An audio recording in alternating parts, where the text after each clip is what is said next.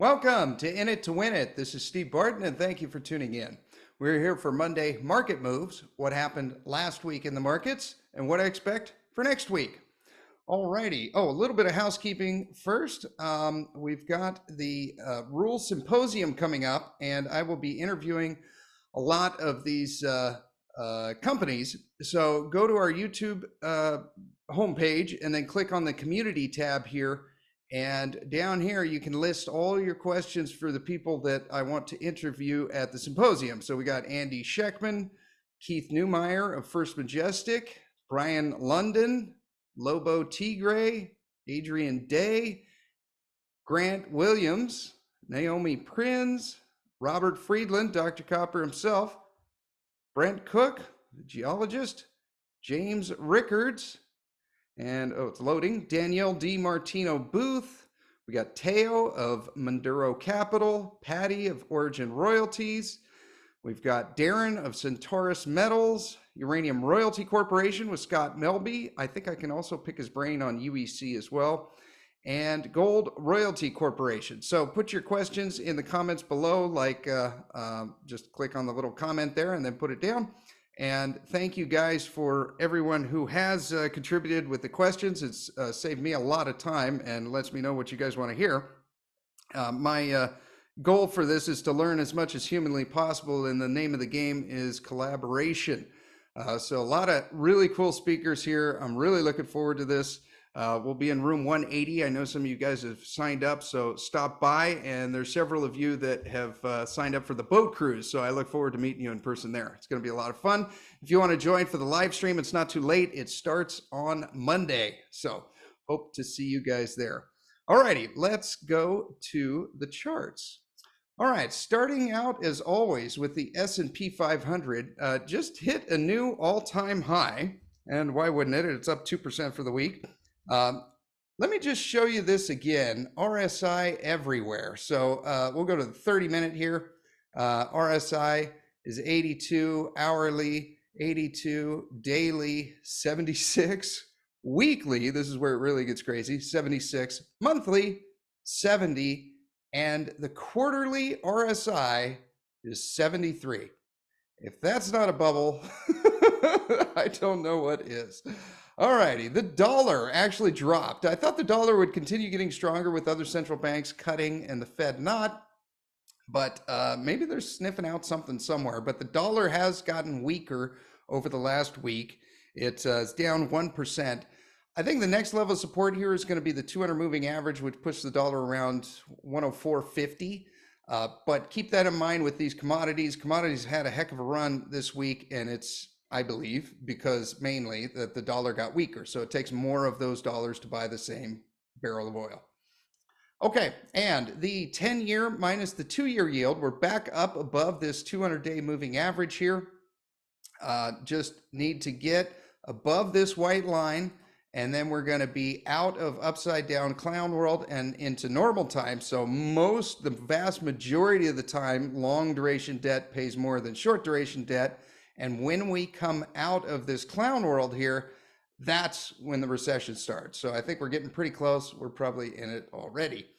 1-month treasuries still paying north of 5%. We had a little hiccup the week before last where, we'd just been paying 5.38 for like almost a year, and then it got down and closed at 5.28. So we thought it was starting, not quite. We're back up at 5.37. And gold had a nice week. Barbara says, attention, please watch Mark Moss's podcast about why the Saudis left the dollar. It explains what's really going on. I watched it. Thank you, Barbara. It was pretty good. I did a 5-minute video on this over a year ago, and it basically got no traction. It was on the collapse of the petrodollar. And then a few weeks ago, it just got thousands of downloads. I'll put a link up here if you guys want to watch it. You can tell it was when I was beginning the podcast, so a little bit of a nostalgia there. But anyways, I think it's going to take a little bit of time for this to happen. I don't think it's going to happen overnight. I'm kind of in the Brent Johnson dollar milkshake theory. Okay, gold is up 2.5% for the week. Closed the week at 2397, so just tapping on the door there of 2400, looking pretty exciting. 2300 is looking better and better as a support line here, so that's exciting. The gold divided by the S&P 500, we think eventually this is going to get up above 0.5. We close the week at 0.431. Once it gets above 0.5, according to Patrick of North Star Bad Charts, gold will go bonkers. And gold divided by GDX. So this is pretty cool. We want to see this chart go down because we have a lot more miners than we have gold. So as this chart goes down, that is good for the miners. So far this week, GDX outperformed gold itself by 4%. Pretty sweet. CEF almost looks like I was psychic here. I wasn't, it was a limit order. But CEF shot up with gold and silver moving up. Pretty cool, up 4.5% for the week. GDX up 7% for the week. So we still got support around $32.50, $33, something like that. Resistance is going to be up here, just north of that. Where is it? There's the white line. $40 is going to be your next kind of real resistance. I mean, we could have a little blip here at $37.50, but the $40 one is the one you're gonna want to watch. But I still like limit orders around $32, $33. GDXJ also up 7%.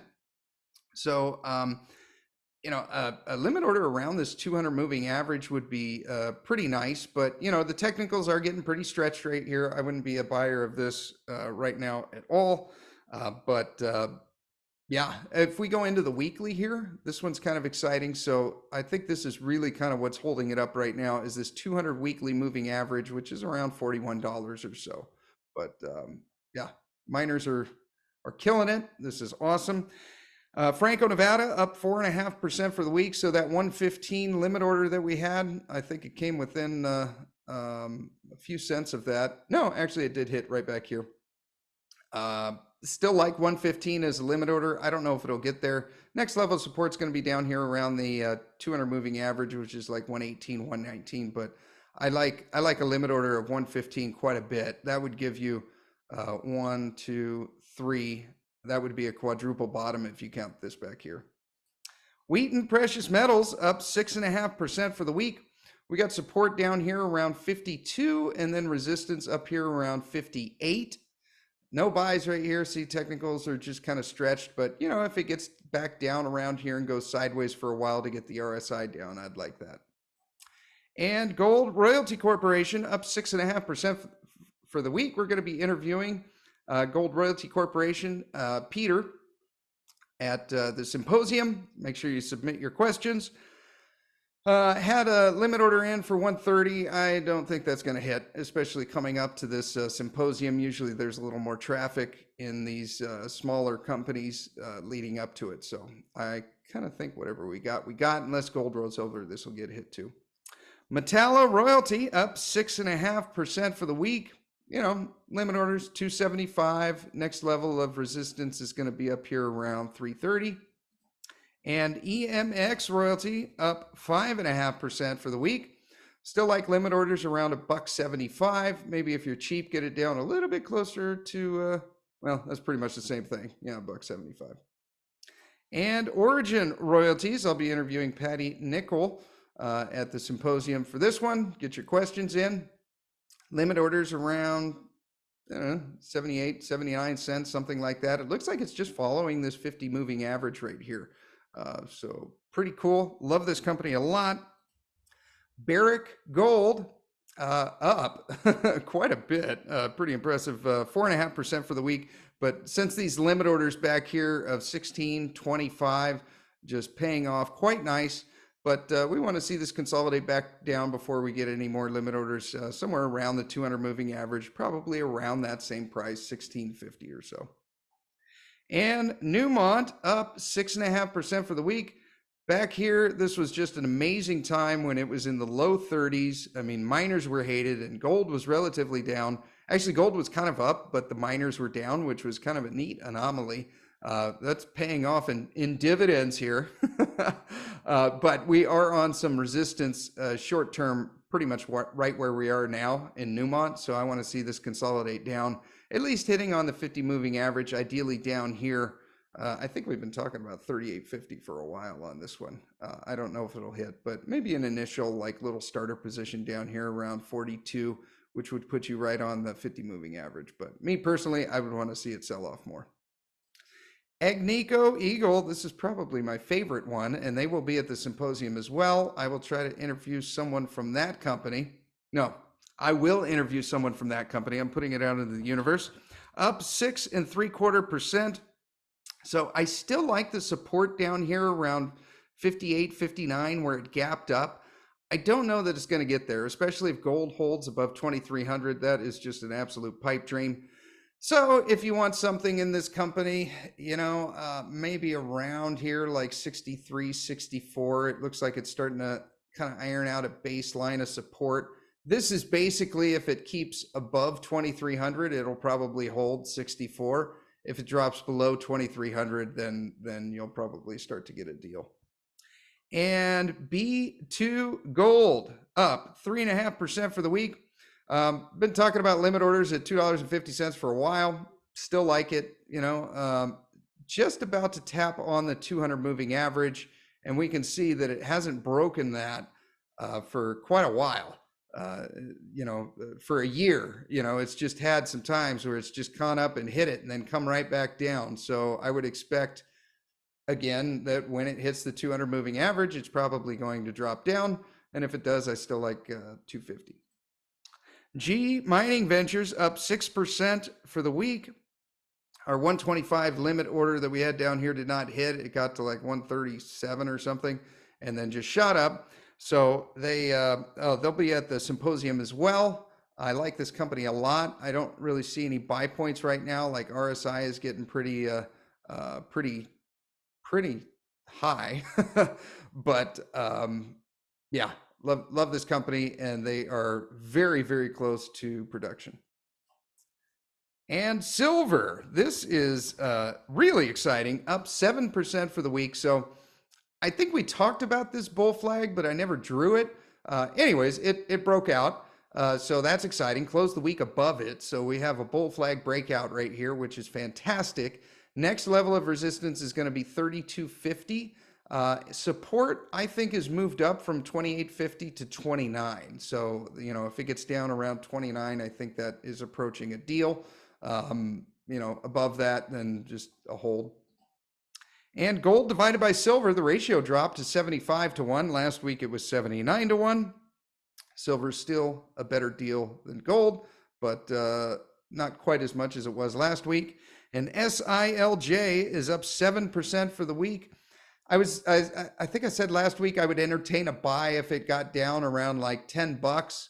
I kind of wish I would have entertained a buy if it got down to 11, because we would have made you know, 8 or 9% in this last week. That would have been great for an option, but didn't catch it. I don't really see any entries into this. Maybe if it gets down around 11 or 10 again, then that might be interesting. But you know, I got in back here at like $8, so I'm just riding the wave. Pan American Silver up 8% for the week. Still like limit orders around probably not $18 anymore, probably now $19 to $19.50. But this one's just screaming up. Upside target on this one, if the cup and handle plays out like I think it will, is going to be around $28. And Silvercrest Metals, just our little darling, up 9.5% for the week. I think we said last week a limit order around 730.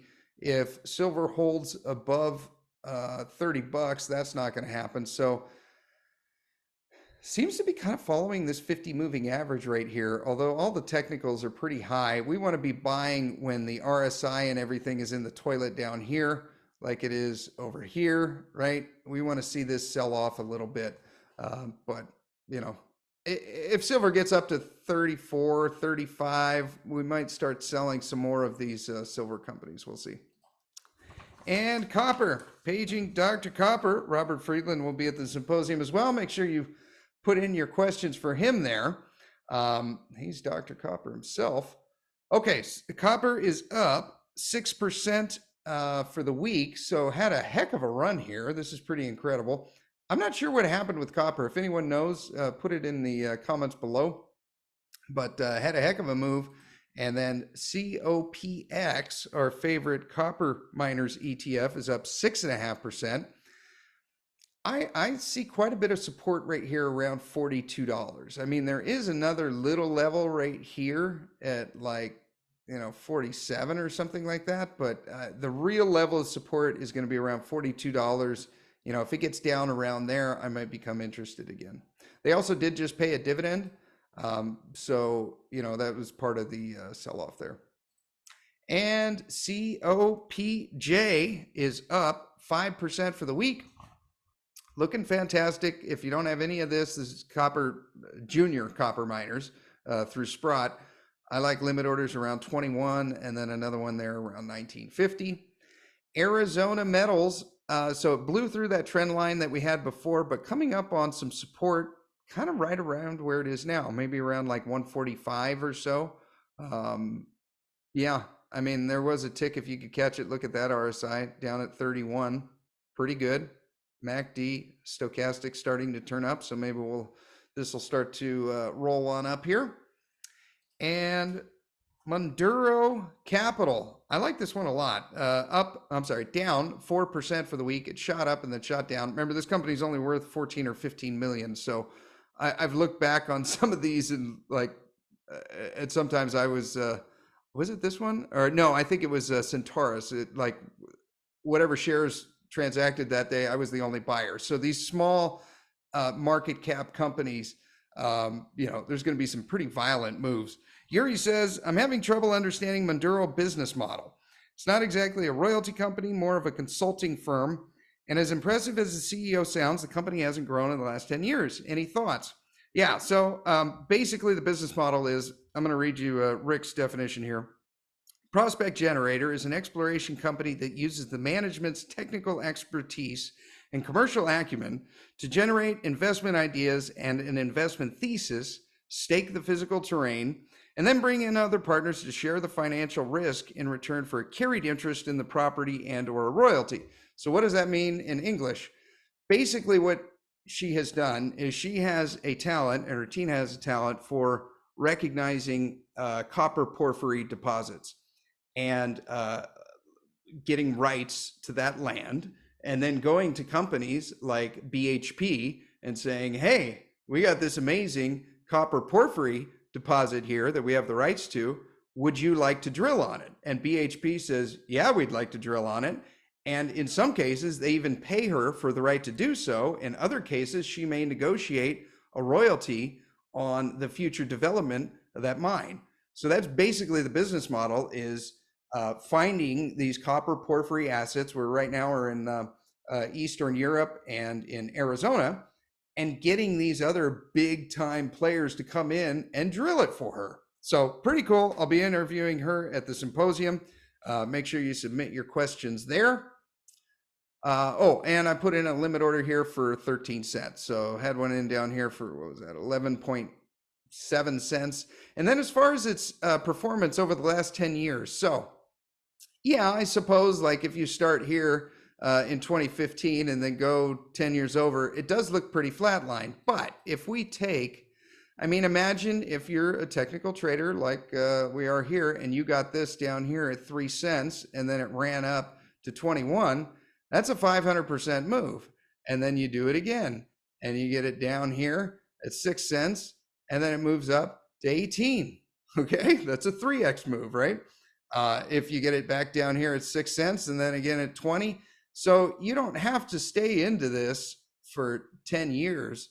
There's moments in time where, copper may run up, like I think it will in the next few years. And this company is a huge leverage play on copper.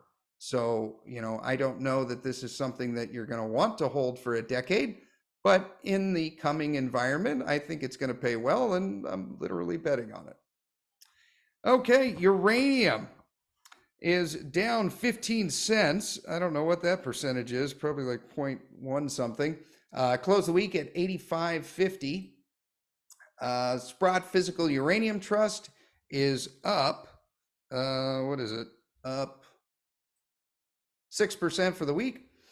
And but what is also cool about this is it's still trading at a pretty massive discount here to net asset value. So it's trading at almost a 10% discount. We still have 65.5 million pounds of uranium sitting in unavailable to the utilities. But look, you can get $21 worth of uranium and it only costs you 19. Pretty cool. I'm not looking to buy any more right now. I like to see this discount get up like north of 12, but we're almost there. So I would keep your eye on this one. Cameco is up 1.5% for the week. I think maybe limit orders around this 200 moving average around like 46. That lines up with some back support back here and the 200 moving average. By the time it got down there, the RSI would probably be in the 30s or high 20s. Kazatomprom up 3% for the week. Still love limit orders around 38.50. We touched just north of that around 39 in the last few weeks. But, you know, this company pays a fantastic dividend. It only comes once a year, but it's pretty juicy. And URA up 2.5%. Blew through the $31 support. Now it's just touching on this 200 moving average. I think that's a pretty good line of support. I just wrote 30 bucks. You know, I think 2 years from now, when we look at this thing and you'll be like, wow, you got it at 30 bucks. That was a deal. We'll see. I think limit orders right now for around like $28.50, $29, just following this 200 moving average is prudent. URNM. We even drew a circle for it, just right around this 200 moving average. Anything around $50, I think, is pretty good. If you're cheap like me, I might have a limit order in here for like 48.80. And oh, Jordan says, hey, Steve, I appreciate all that you do. I listen to your videos every weekend. Thank you, Jordan. Thank you for always being here. I'm curious what you would consider your personal favorite uranium play. Yeah. Okay. So it depends on what kind of investor you are. If you're a full-time electrician, you know, and you have a job and you have a life and you don't like to look at company balance sheets all day, I would probably get this one right here. I would get URNM. You get a basket of them, and you know, and we're at a pretty decent price right now, in my opinion. So I would probably get that. If you're a little bit more of on the risk curve and you have, you know, less of a life and you do like a little more risk, then I would go out here to URNJ, you know, which I think is also at a decent price right now. I got a limit order in down here for 23 and just purchased at 24.50. And my personal favorite though is going to be Uranium Royalty Corporation. And I like this one a lot. I also think technically right now it's in a pretty good sweet spot. We'll be interviewing them at the Rural Symposium. But this is probably my favorite company right here. I think this is going to be kind of a later stage mover. Once these mines come online and start paying their royalties to this company, I think it's going to be a slam dunk. And yeah, I think this could be a potential 5-bagger. We'll see. Maybe I'm too optimistic. All righty. Oh, where were we? Uranium Royalty Corporation. This one's up 2%. 2% for the week. So last week we had a limit order in here for 225. Well, I didn't, but I said, you know, if you want one at 225, that hit. So congratulations, you're in. And yeah, I don't see any reason why this isn't going to pop up to here at least in the next couple months. And Energy Fuels, some people watch the Qs, we watch the Us, is down 2.5%. Basically got support like down here, like 525 to 550 is kind of the range right down here is what I'd be looking at. RSI is middle of the road. We want to see this sell off just a little bit before making an entry. And if UROI is my favorite, Uranium Energy Corporation is probably my second favorite. And it's part of this is probably because I'm biased and every share I own is for free because it had such a run up. I sold half of it and paid my taxes and you know, got back my initial investment and kept let the rest ride, right? So yeah, I like this one a lot, specifically because they're really based in America. And I think, especially with what's going on in Russia right now, these companies that have deposits in the States are going to be perceived to be worth more than the ones that are not. So maybe that's not true, but I think it will play out. Justin Hune and Rick Rule think the same. All right, and SMR, Joe was saying he sold enough to cover everything and in the black. Well done, sir. That is the whole game. So you'll remember we had this run up before, and we were talking right up here and said, if you're in this thing, you're probably way past the point of no concern on this one because I mean, just a colossal run up here, like 300%. And then I had some people write in, and when it came back down here a week or two later, and they said, "Man, I misplayed that." Well, here's your second chance. Look at where we are now. This thing has just had a colossal run up again, and since back down here, we're up 200%. You can do exactly that. Let's say you bought down here, you've doubled your money, take back your initial investment, pay the taxes, and let the rest ride, right? So you can be in this thing for free. I think there's a real future in it. I don't follow this company. I'm not invested in it. But look at this resistance that we're tapping on right now. Look at how stretched the technicals are. RSI is at 70. Look at the MACD. Look at the stochastic. Like, you want to be buying when all the technicals are down here at the bottom part of the line, not on the top part. That's the time you sell. All right, food for thought. And oil is up 2%, still climbing. This is pretty exciting. Next level of resistance is going to be around 86, 87. Yeah, loving oil a lot. And this is gold divided by oil. So as this chart goes up, gold is outperforming oil. As it goes down, oil is outperforming gold. So gold outperformed this week, and now with 1 ounce of gold, you can get 28.8 barrels of oil. XLE, our favorite oil ETF. So these are the entry points. Hopefully 3 and 4 will hit. These are the corresponding dividends or thereabout that you'll get if you purchase at those prices. So we already got one in here at 91, and then another one down here at 88.65. So if you miss that one, that would be my first limit order, and that's just in the Fibonacci here and right on that 200 moving average. That's probably going to be the strongest level of support. So around 88, 89 bucks. And then after that, if you get lucky, might get down to 86.25. And then if we get really lucky, then we might get it down south of 80. And ExxonMobil, down 1.5% for the week. Same kind of thing. Look in the, it's just in this retracement right here. Also going to hit on the 200 moving average if it gets down there, which will be around 109, 110. I like that a lot as an entry point. That'll be your dividend, 3.45% if you get it at that. And then at the 61.8% retracement down here at 106.52, and then just lining up with some back support back here at 101. And Chevron dropped out, down 1.5% for the week. Still like a limit order around 152, just lining up with this previous one right here. Blackstone Minerals fell down 0.3%, so not a whole lot for this week. It looks like it fell more than that. No, 0.3. Okay. Down 0.3% for the week. And yeah, I mean, here's the dividends you get if you get them at this price point. Like, it hit 150 or 1550. So if you snagged it right there, your dividend for the year is going to be 9.6%, assuming they don't lower their dividends. If you can get it as cheap as this little gray arrow down here, that would be a 10% dividend, and that would be at 15 bucks. And Freehold Royalties up 0.5% for the week. Still got a lot of support right around here, around 1350. This thing is amazing for dividends. It pays you 9 cents a month for each share. Woodside Energy is starting to have a heck of a run. We might get out of this option with our hair. Almost sold it today at a loss because this is when it expires.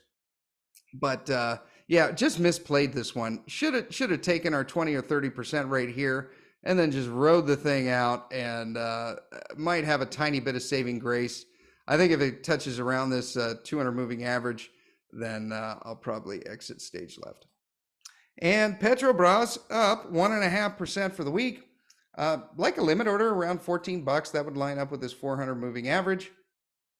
But yeah, amazing dividends on this thing. I think the dividends are going to get cut quite a bit, but they had some just ridiculous dividends going on for a while that wasn't sustainable. And natural gas is down 4% for the week. And translating that over to Devon. So we go right in here. I drew in this little baby retracement right here. And the 50% hits right around this 200 moving average. So let me get rid of this so we can actually see. There we go. Okay, see, it's shot down right there, down 1% for the week. But I like how that little Fibonacci hits right on that 200 moving average. So there might be something there. If you guys don't have any Devon and you want some exposure to oil and gas, that I think is a pretty good starter position. And then another limit order down there around, what is that, 45 bucks.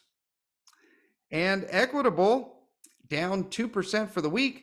Chart kind of looks like it's breaking down, although RSI is getting in the point where we want it. It's in the 30s. We'd ideally like to see it below that, like in the mid to high 20s, but beggars can't be choosers.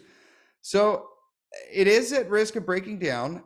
However, we do have some back support kind of right here around like 35.50, 35 bucks. So that might be a first starter position, and then down here around 33. And coal, this is exciting. Okay, so thermal coal closed the week at 137. Met coal closed the week at 250, although volatile went all the way up to 262. Now, what happened? Anglo American had a met coal fire. So you remember they're the company that BHP offered to buy them out. They said no, and then they got a coal fire. So the coal ETF, you can see this one just shot up. Now the RSI is getting way in the clouds here, up at 67. So I don't see any buys on this yet. Maybe we'll get a correction down here. Maybe this coal fire turns out to be nothing, but I can tell you that I remember as a kid going to the Centralia mine fire, and that thing had been going on for decades. So, you know, the way these coal projects work is they've got these veins of coal that go throughout, and, you know, as they're pulling this stuff out, fires can start. And when it does, it can just run, and it can run for a week or it can run for decades. And I don't know how long this one's going to run out. We need to get Matt Warder back on the show to pick his brain. But with a met coal fire that happened, that is diminished supply, which increases the price, which is why a lot of these coal companies shot up. So pretty cool. I think kind of whatever we got for coal, at least in the short term here, is what we got. I'm not very good at buying charts when they're breaking out like that. But yeah, maybe we'll get a correction back down here. Not sure. Glencore did the same kind of thing, shot up 9% for the week. That ETF was up 8. So I still like a limit order down here around the 200 moving average, which would be, I don't know, 1125, 1135, somewhere around there. And this is an exciting one. I kind of went into the weeds here on AMR. This one's up 8% for the week, but I'm going to zoom out here. And so basically what I did was, let me put it on the weekly. Maybe that'll be a little easier to read. Okay. So these boxes are the short-term bear markets, okay? And the period in between is its performance after those, right? Okay, so if I go to the first one, so this is going back 3 years. So this is to the 2021 shoulder season here. So basically from the beginning of March, I have the dates underneath them here. You guys may have to pause this if you're really interested in these. So from the beginning of March to the end of April, beginning of May, the shoulder season brought it down 31%. Then from May up until end of October, it went up 475% in 5-6 months, right? Then we had another little shoulder season here from the end of October to the end of November. So only a month long, but it dropped 36%, right? And then it shot up again 330%. All right. Then coming in around the same time, okay, not exact. The other one was in March. This one's around like June. So this one didn't last very long. This one only lasted a few weeks, but it dropped 43%. Then if we go from the end of beginning of July again to the next one, beginning of November, it went up 68%. All right. So just in a few months, another little down squeeze right here from the beginning of November until the end of December, early January, dropped 26%. And then it went up again 40%. Now, if you just discount this one right here, just remove that, and you go from the bottom of here to the top of here, it's 70%. So basically, if you held it for about a year, or what is that, like 10 months, you made 70%. So I think the timing on these coal stocks is pretty imperative. Okay, so now we're into 2023 shoulder season. So this is where we are now last year. Okay, so it started back here in March, ended in June, and it lost 27%. And then it went on a heck of a run, went up 103% in only 3 months. Then we hit this little sell-off here in September, October, November, right? So this started the end of September and then finished in, what is that, beginning of November. And then it went on a heck of a run again and went up 118%, okay, in just a few months. So this is kind of where I think we are now. Let me spread this back out. So if you take this green box, right, which is the early part of the year shoulder season, purple boxes are late part of the year shoulder season. If you take from the edge of the green box up to the purple, that's this next part of the cycle. So how does this perform from where we are now? I think we're out of the shoulder season now. And now our next decision is probably going to come in September, October, November, somewhere in there. So the last ones was 118%, right? 103, 40, 68, 330, 475, right? And if we just take from the green boxes to the purple, it's 475, 68, 103, and a question mark. What's it going to be here? I don't know what it'll be, but if past is prologue, then I think that this is going to do another higher high. So if we take from the bottom down here, the higher high up here is 60%. Maybe it goes up from there. I think this will probably rise from the bottom down here at 275 higher than 60%. Just a thought. Don't know if it'll happen. We'll see. We shall see. All right, Warrior Met Coal. This one had a heck of a week, up 13%. They're very leveraged to met coal price, and you can see right there on the chart. And Peabody BTU is up 5%. Oh, this one killed me when I saw it. I even talked about on the show. I'm like, I think I should really put in like an option here, and I just. I struck out, struck out. They pitched a strike and I didn't swing. So I struck out looking. But anyways, I think that would have been an amazing option. I don't know what it would have equated to, probably over 100% just in a couple of days there, especially if I did it short term, but didn't pull the trigger. Platinum up 3% for the week. 945 is now support, up from 940 of last week. And how to bet on this in the stock market is PPLT. I've been saying forever that I like limit orders at 85 and 80. I'm not sure if that's going to happen anymore. I think I'm going to move that limit order up to like 86. I think is probably a little more likely, although stink bids of $80 are still pretty good. And if we get some kind of sell-off or maybe the recession hits, then we might actually hit it. Palladium up 6% for the week, and still like buys around 860. That's just lining up with some double bottoms back here as far as price action, and the way to play that is PALL, and I still like limit orders around $79, $80 on that. just hitting on this 200-day moving average, so I would kind of expect palladium to roll over. And the SPP's Sprott Physical Platinum and Palladium Trust is up 2%. I think I'm probably going to pull this $9 limit order. Yeah, there's both platinum and palladium. RSI is getting up there, 64. MACD and stochastic are starting to turn up. So would expect this to correct. Next level of resistance is going to be around here, around $10.60 or so. And this one was really interesting. This is platinum divided by silver. And so let me go out on the weekly chart here, and you can see, I'll do the monthly chart here, and then you can see a better time frame. And so basically what this is at this top end of the chart back here in 2003, we can see that it took 150 ounces of silver to buy 1 ounce of platinum. And then we can see a little more recent, 2014, 80 ounces of silver to buy 1 ounce of platinum. And even more recently, in October of 2022, it took 50 ounces of silver to buy 1 ounce of platinum. And now it only takes 33 ounces of silver to buy 1 ounce of platinum.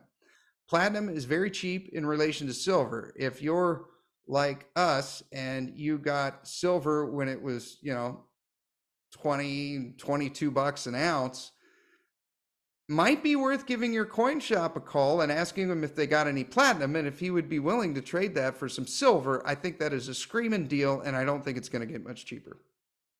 All right, nickel. Nickel futures are flat for the week.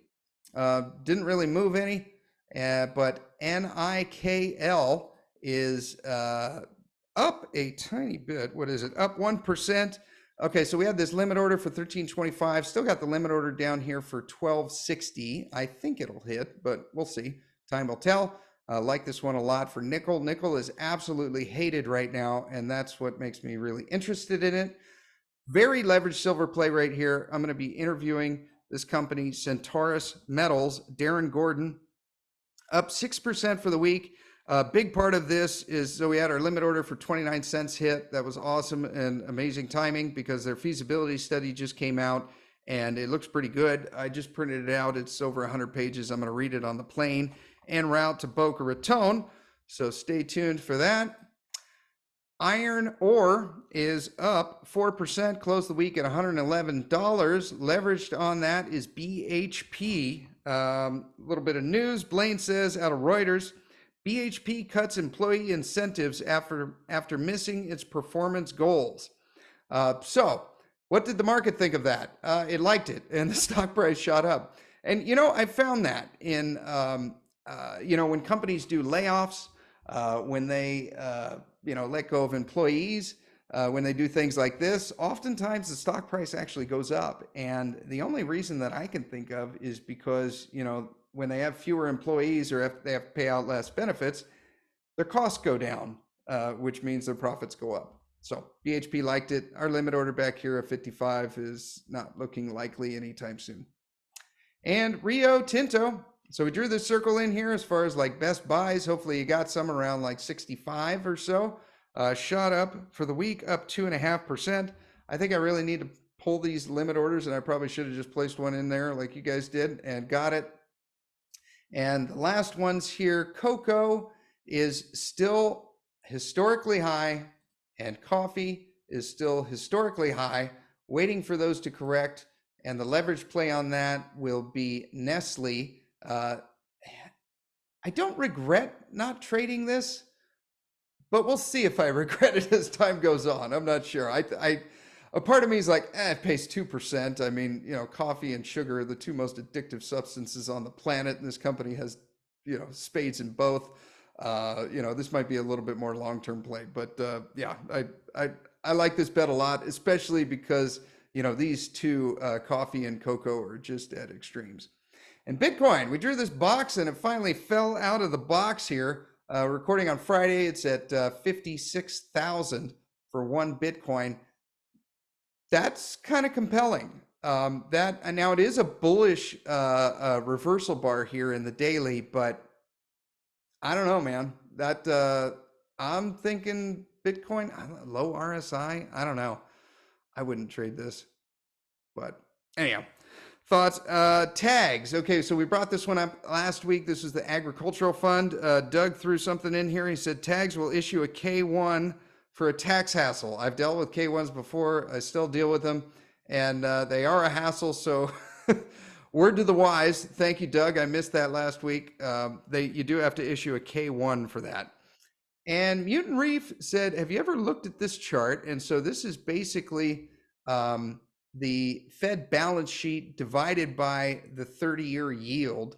And I'm not really sure what you meant on this. Put it in the notes below, or maybe I'll catch you on the live stream. All righty. Well, I hope you guys got something out of that. If you are going to be out at the symposium, be sure to stop by room 180 and say hi. Or if you see me out on the floor, would love to meet you and talk with you. If you can't join us on the live stream. There's a link in the pinned comment below. And if you're new to investing and don't really know where to start, this is where you start right here. Introduction to Investing. This will give you the thesis and the baseline understanding of why we believe that commodities is the answer and Tesla is not. You have yourself a great rest of the day. Support the show and share this with anyone that you think needs to hear it. It's probably your buddy that can't stop talking about tech stocks. You have yourself a great rest of the day, and we will talk to you next time.